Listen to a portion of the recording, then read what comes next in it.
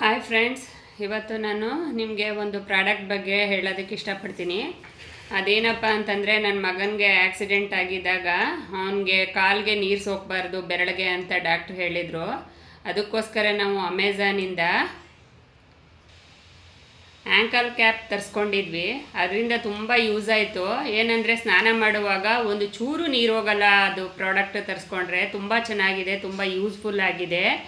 ನಿಮಗೂ ಯಾರಿಗಾದರೂ ಏನಾದರೂ ಇದು ಅವಶ್ಯಕತೆ ಇದ್ದರೆ ನಾನು ಇದ್ರ ಲಿಂಕನ್ನು ಇಲ್ಲಿ ಹಾಕಿರ್ತೀನಿ, ಬೇಕಾದರೆ ತರಿಸ್ಕೊಳ್ಳಿ. ನೋಡಿ, ಇದೆ ಆ ಪ್ರಾಡಕ್ಟು.